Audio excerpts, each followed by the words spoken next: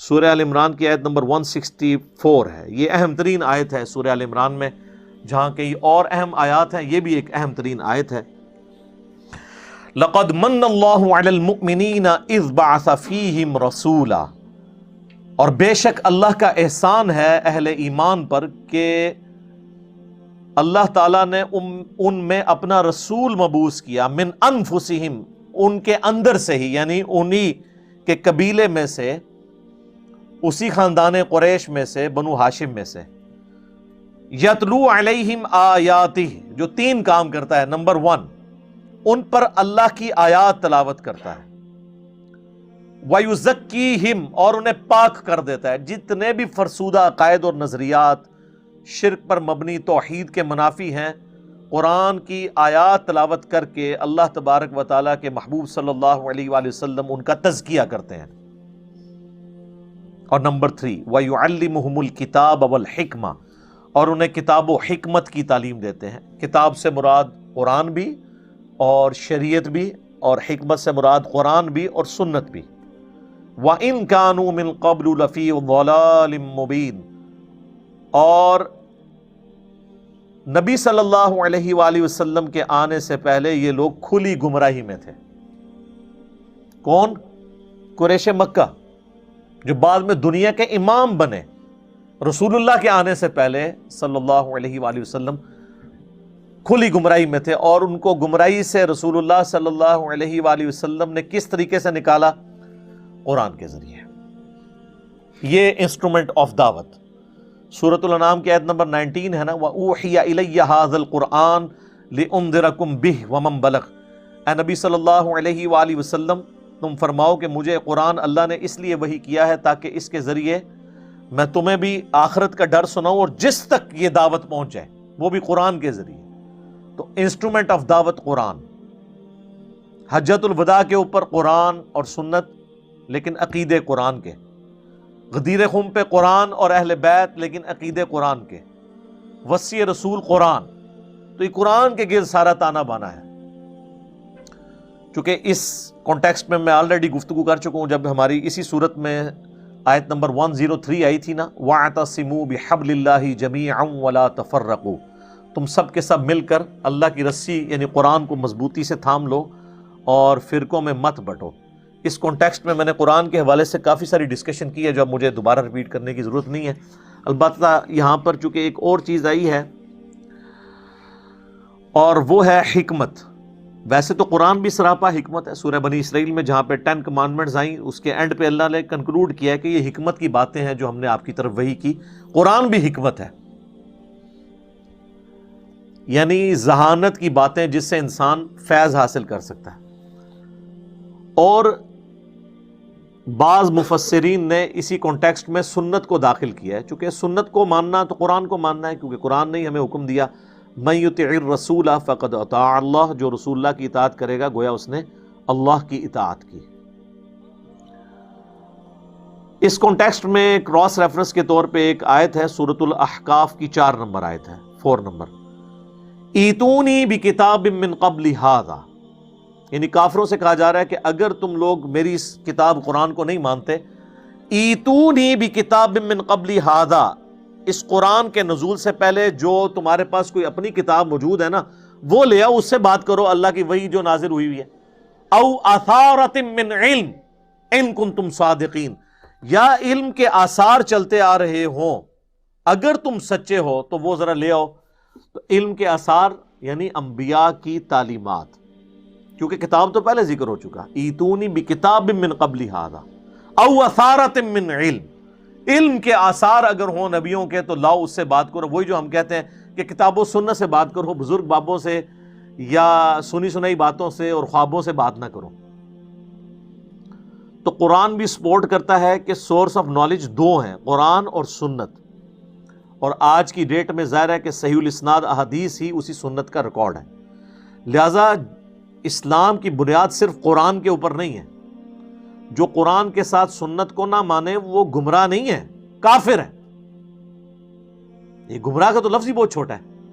گمراہی تو یہ ہو سکتی ہے کہ وہ چند ایک سنتوں کا انکار کر دے یا کسی حدیث کا انکار کر دے، یا وہ سمجھے کہ میرے نزدیک حدیث ثابت نہیں ہے، لیکن اوورآل ایک سورس آف نالج جو اسلام کی بنیاد ہے، اس کا کیٹاگوریکل ڈینائی کرنا اور کہنا سنت اور حدیث کوئی چیز ہی نہیں ہے، تو وہ گمراہ تو نہیں، وہ کافر ہے۔ پورے کا پورا دین جو ہے وہ ان دو ستونوں کے اوپر کھڑا ہوا ہے، اور اللہ تعالیٰ نے بھی دیکھیں کہ ہماری کتنی امپورٹنٹ چیزیں جو ہیں وہ سنت پہ ہی ڈیپینڈنٹ کرتی ہیں۔ قرآن میں کم و بیش 100 دفعہ تو نماز کی تاکید آئی ہے۔ ویسے ہم لوگ عموماً 700 دفعہ کہہ دیتے ہیں، پتہ نہیں یہ کسی نے کوئی ڈیٹیکٹ کر کے نکالا ہے، ہم نے جو کیلکولیٹ کی ہے ہمارے بھائیوں نے تو وہ 100 سے زیادہ دفعہ نہیں بنتی، بہرحال اوورآل 100 دفعہ۔ میں نے بھی کئی دفعہ 700 بیان کیا، ہو سکتا ہے وہ ڈیٹیکٹ کر کے بنتی ہو، 100 دفعہ تو آئی ہے تاکید۔ لیکن پورے قرآن میں نماز کا طریقہ اللہ نے نہیں بتایا، حالانکہ یہ بہت امپورٹنٹ تھا۔ چلیں 100 کی جگہ اللہ تعالیٰ تو ایک دفعہ بھی تاکید کر دے تو کافی ہے۔ قرآن میں اکثر آیات جو امپورٹنٹ ہوتی ہیں وہ 2 دفعہ ہی آتی ہیں، اس سے زیادہ اس کو ریپیٹ نہیں کیا جاتا۔ شرک کے بارے میں آیت ہے تو وہ 2 دفعہ ہی آئی ہے سورہ نساء کے اندر، بعض اوقات کوئی 3 دفعہ یا 4 دفعہ آ گئی ہے، یا بعض اوقات کسی چیز کی اہمیت کے لیے 31 دفعہ آیا فَبِأَيِّ آلَاءِ رَبِّكُمَا تُكَذِّبَانِ، لیکن وہ ایک آیت کے ساتھ باقی آیات جڑی ہوئی ہیں جن کے بعد وہ رزلٹ کے طور پہ آتا ہے، آیت وہ ایک ہی ہے۔ تو اللہ تبارک و تعالیٰ نے نماز کا طریقہ قرآن میں نہیں بتایا، اس کو سنت پہ حدیث پہ چھوڑ دیا، جو عملی تواتر کے ذریعے بھی ٹرانسفر ہوئی اور ریٹن ریکارڈ کے ذریعے بھی۔ اس پہ میں نے الگ سے ایک ویڈیو ریکارڈ کروا دی ہے انٹروڈکشن آف حدیث کے نام سے، اور ایک اور میری مجلس ہے، مجلس نمبر 96، جاوید احمد غامدی صاحب کے نظریات سے متعلق 20 سوالات، وہ آپ یوٹیوب پہ جا کے دیکھیں تو میں نے کافی تفصیل سے اس پہ گفتگو کی ہے۔ تو وہ سب کے سب بنیاد اسی کے اوپر ہے کہ نبی علیہ السلام جو ہے وہ اللہ کی آیات تلاوت کرتے ہیں، ان کو پاک کرتے ہیں، ان کو کتاب اور حکمت، قرآن اور سنت سکھاتے ہیں، اور اس سے پہلے یہ کھلی گمراہی میں تھے۔ اور میں اس پہ جملہ بولتا ہوں کہ صحابہ تو قرآن کے نزول سے پہلے اور نبی علیہ السلام کی آمد سے پہلے کھلی گمراہی میں تھے، ہم قرآن کے آنے کے بعد بھی کھلی گمراہی میں ہیں، کیونکہ اس سے استفادہ نہیں کرتے۔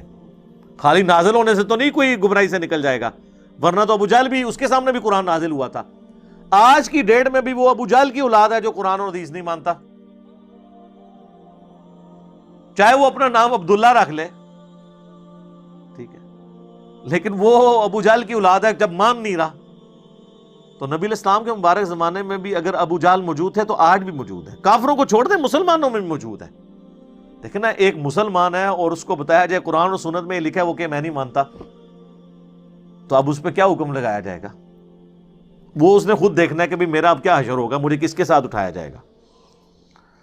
تو نبی علیہ السلام کی تعلیمات کا جو انسٹرومنٹ آف دعویٰ ہے وہ قرآن ہے، اور آپ علیہ السلام نے قرآن کے ذریعے تلاوت کر کے یتلو علیہم آیاتہ، قرآن کی آیات تلاوت کی، ویزکیہم، اور اس سے ان کو پاک کیا۔ کیسا پاک کیا کہ 13 سالہ مکی دور میں 5 نمازیں ہے ہی نہیں تھی، رات کو قیام ہوتا تھا، اس میں قرآن صحابہ سنتے تھے حضور علیہ السلام کے پیچھے، آدھی رات، بعض اوقات 2/3 رات تک کھڑے ہو کر قرآن سنتے تھے، یاد کرتے تھے، وہ ان کی اپنی زبان میں تھا، اس سے ان کا دل پاک ہوتا رہا۔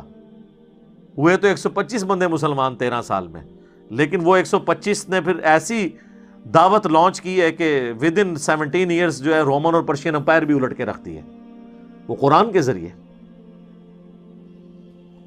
قرآن وہ کتاب تھی جس کے ذریعے اللہ تعالیٰ نے جو ہے نا وہ تلپٹ کر دی ہر چیز۔ میرا یوٹیوب کے اوپر ایک کلپ بھی اپلوڈڈ ہے جب عرب میں قرآن آیا، اس میں نے بتایا کہ عرب کے لوگوں میں 2 خامیاں تھیں اور 2 خوبیاں تھیں۔ خامیاں یہ تھی کہ چٹے ان پڑھ تھے، جاہل تھے، یہ ان کے اندر خامی موجود تھی۔ اللہ تعالیٰ نے ان کی خامی اس طرح دور کی کہ ان کی اپنی زبان میں انہیں کتاب دے دی، جو ان کو پڑھنے کی بھی ضرورت نہیں تھی، وہ سنتے تھے اور یاد کر لیتے تھے۔ اب مجھے بتائیں، جس نے سورۃ المائدہ، سورہ النساء اور سورہ آل عمران زبانی یاد کی ہوں، اس کے سامنے کون سا پادری یہود و نصارہ کا کھڑا ہو سکتا ہے؟ دوسری خامی تھی کہ طوائف الملوکی تھی، آپس میں لڑتے رہتے تھے، ایک جھنڈے کے نیچے جمع ہی نہیں ہوتے تھے۔ اللہ تعالیٰ نے محمد رسول اللہ صلی اللہ علیہ وآلہ وسلم کی مبارک ذات کی شکل میں انہیں ایک ایسا لیڈر دیا کہ سب لوگ ایک جھنڈے کے نیچے جمع ہو گئے، تو سر پھر دنیا کی سپر پاور ان کا کیا مقابلہ کر سکتی تھی؟ علم بھی مل گیا، لیڈر بھی مل گیا، اور دو خوبیاں تھیں ان میں، جنگجو تھے لیکن آپس میں لڑتے تھے، ان کو یہ اندازہ ہی نہیں تھا اگر ہم اکٹھے ہو جائیں تو ہم دنیا کی سپر پاورز کو بھی الٹ سکتے ہیں، کیونکہ وہ سپر پاورز تو وہ آرام اور آرائش کی زندگی گزار رہے تھے، یہ ٹف ماحول کے ریگستانی لوگ، کتنے کتنے دن فاقوں میں گزارنے، ریگستانوں میں سفر کرنا، ان کا کون مقابلہ کر سکتا تھا؟ یہ ان کے اندر خوبی تھی۔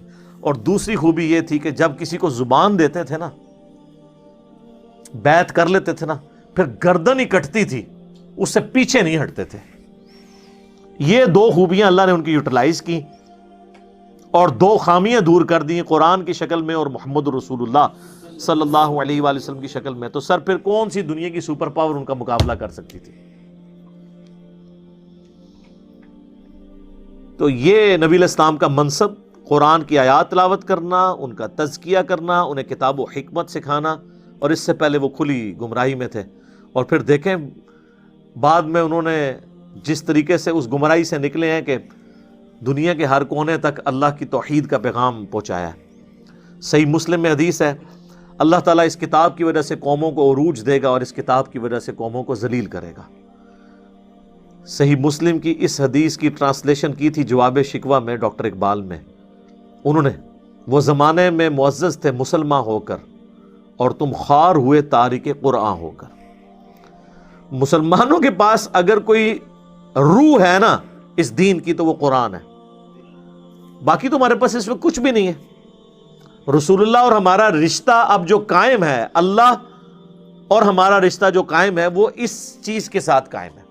اللہ ہمارے سامنے نہیں ہے، رسول اللہ قبر مبارک میں جا چکے ہیں، اب اللہ رسول اور ہمارے درمیان جو بانڈ ہے، یہ جو ٹرائکا بن رہی ہے نا، اس کا جو تیسرا کون ہے وہ قرآن ہے، جس کے ذریعے ہم پہنچے ہوئے ہیں، جو کہا گیا کہ یہ اللہ کی رسی ہے، جو اسے پکڑے گا ہدایت پر ہوگا، جو چھوڑ دے گا گمراہ ہو جائے گا۔ صحیح مسلم میں غدیر قم کی حدیث میں وَاعْتَصِمُوا بِحَبْلِ اللَّهِ جَمِيعًا وَلَا تَفَرَّقُوا۔